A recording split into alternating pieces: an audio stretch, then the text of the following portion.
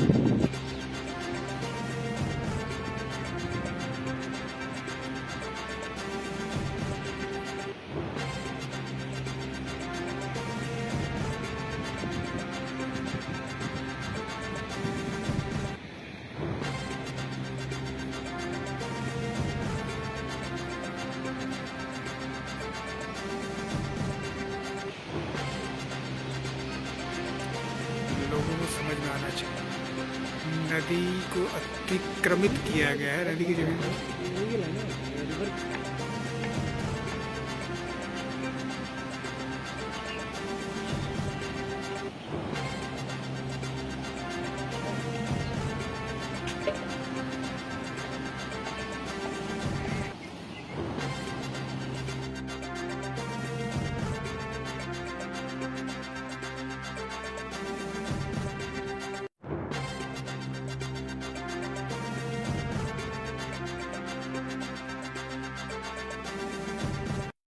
इस वक्त हम मानगो क्षेत्र के अलीबाग एरिया में खड़े हैं।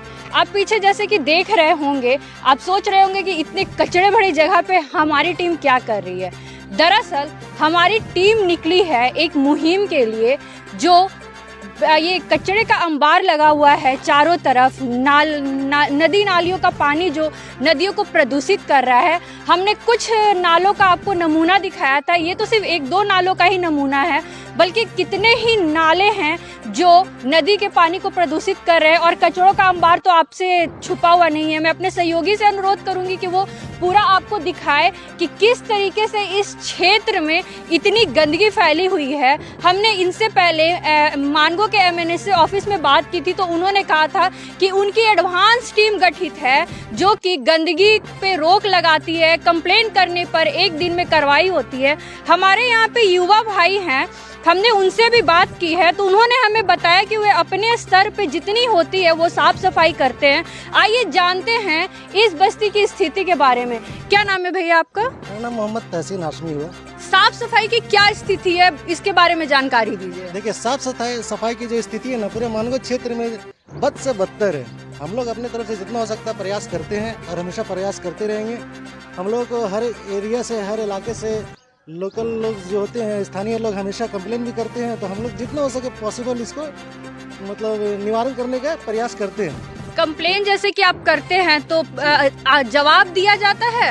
देखिए, होता क्या है ना कि जब हम लोग कंप्लेन करते हैं तो सिटी मैनेजर है, 1-2 लोग, क्या नाम है सिटी मैनेजर का? सिटी मैनेजर है निशांत जी, तो वो अपना एक्शन लेते हैं। झूठ के बोले, वो हो सकता है जितना हो सकता है वो करते हैं, लेकिन वो अकेले क्या करेंगे। और बहुत सारे ऐसे भी है सिटी मैनेजर जो टालते भी है।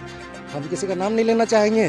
वो होता क्या है कि अभी इसके बारे में भी कंप्लेन किया हुआ था। हम लोग तो हमेशा करते ही रहते हैं, समझे। तो कभी होता है कि गाड़ी नहीं है तो कभी उनके पास जाइए, कभी उनके पास जाइए, मतलब टाल मटोल किया जाता है। टाल मटोल हमेशा किया जाता है और हमेशा इसमें कोताही बरता जाता है। सिर्फ यहीं का ये मामला नहीं है, हमारे वहाँ 17 नंबर एक रोड है, मेन रोड, वहाँ पे कचरा का अंबार लगा हुआ है। फिर एक कचरा जो डंप किया जाता था पूरे लोकेलिटीज़ के बीच में, वहाँ कचरा डंप किया जाता है। फिर वहाँ से ट्रक गाड़ी आती है, उठाती है और वहाँ से कचरा को लेकर जाती है। तो हमारे ये कहने का मतलब ये, जो यहाँ इतना कचरा का अंबार लगा हुआ है, इससे जो बीमारी फैलेगा, तो ये जो बीमारी प्रदूषण फैलेगा, तो प्रदूषण से जो बीमारी फैलेगा तो इसका जिम्मेदार कौन होगा? साफ सफाई जब होगा नहीं, जब हमारा नगर निगम है, मैं सिर्फ आप लोग आपके माध्यम से ये नगर निगम को ये बताना चाहता हूँ कि उनका ध्यान यहाँ से अवगत कराना चाहता हूँ कि उनका ध्यान इधर आए और वो अपना कार्य अच्छे से करे। जैसे कि आपका बस्ती एरिया है, जैसे कि बस्ती में मैंने सुना है कि कचरे की जो गाड़ियाँ भेजी जाती है लोगों के लिए, वो कचरा को ले जाके किसी सेफ जगह पे फेंका जाता है। तो यहाँ पे कितनी गाड़ियाँ आती है कचरा लेने के लिए इस बस्ती में? फिलहाल तो एक कभी कदार दिखता है एक गाड़ी, बस, उससे ज़्यादा कुछ नहीं। अच्छा, जैसे कि अभी हम यहाँ पे आ रहे थे तो हमने देखा था काफी कचरों का अंबार लगा हुआ है, तो कीटनाशक पदार्थ का छिड़काव किया जाता है? ऐसा कुछ भी नहीं, कुछ नहीं नहीं।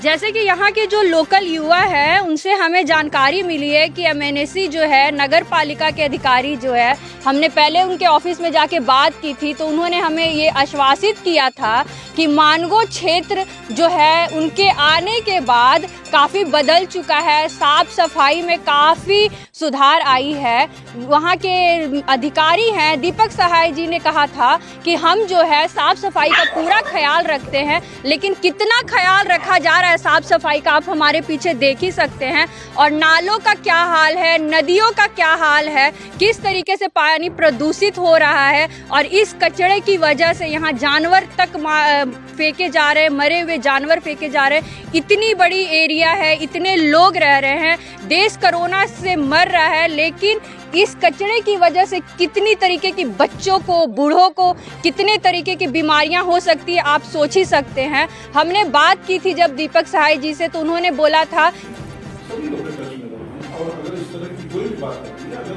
वहां से अगर आ जाता है तो तुरंत उसको हम लोग संज्ञान में लेते हैं। डेफिनेटली उसको हम लोग संज्ञान में लेते हैं। अभी जैसे कि कितना दिन हुआ होगा, 2 महीना 3-4 महीना तो जरूर हुआ है। तो ऐसा अभी हम लोगों के पास वहां से अभी नहीं है, तो कुछ ऐसा आया है। इस कारण से वहां से अगर कोई भी तरह का कोई भी होता है तो हम लोग उस चीज को तुरंत संज्ञान में लेते हुए अपनी का काम कर रहे हैं। हम लोग यहाँ पब्लिक के लिए बैठे हुए हैं और अगर हम लोग ये काम से अगर पब्लिक को परेशानी होगी तो वैसा काम नहीं करेंगे। अभी आपने अगर संज्ञान में लिया है, ये बात को बताया है कि वो है, तो मैं निश्चित खुद आगे बढ़ के और वहां से उन लोगों से संपर्क स्थापित करके मैं अपने अभी सिटी मैनेजर को बोलता हूँ कि वो संपर्क कर दें और अगर वो है तो उसका हम लोग मैं दूसरा देखूंगा, तीसरा देखूंगा, चौथा देखूंगा। ऐसा कोई भी काम नहीं करूंगा जिसमें पब्लिक को परेशानी हो और उसमें हम लोग तो अभी जो एक अभी मेरी बीसी अभी ये स्टार्ट हो गई है, अभी आप देख रहे हैं, ये इसी पर है, ये इन्वायरमेंटल प्रिंट है। अभी जितने बड़े बड़े पदाधिकारी हैं इन्वायरमेंटल से रिलेटेड सभी लोग इसमें हैं। तो मैं आपको एश्योर करता हूँ, being head of Mango municipal corporation,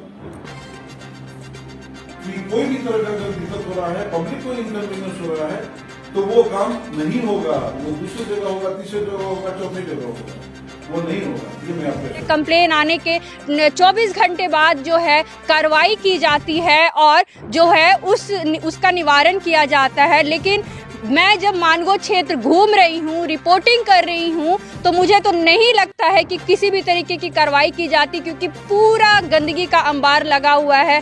इस पर दीपक सहाय जी को देखने की जरूरत है, क्योंकि जो वो बात बोल रहे हैं उनकी बात मुझे फिजूल साबित लग रही। और सबसे बड़ी विडंबना ये है कि यहाँ जमशेदपुर पूर्वी के जो विधायक है वर्तमान में श्री सरयू राय जी, वो यहाँ स्वर्णरेखा की आरती करते हैं कि स्वर्णरेखा को बचाना है, स्वर्णरेखा जीवनदायिनी है, तो हमें इसे सहेजना है।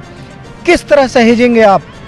5 साल पश्चिमी के भी विधायक रहे, आप 5 साल जब विधायक रहे पश्चिमी के, भाजपा की सरकार थी, तो आप मंत्री भी रहे, और बावजूद उसके किसी का ध्यान नहीं गया, किसी की तरफ से भी कोई पहल नहीं की गई कि इस नदी का जो प्रदूषित रूप हो रखा है आज, कि उसे इससे किस तरह से प्रदूषण से मुक्त कराया जाए।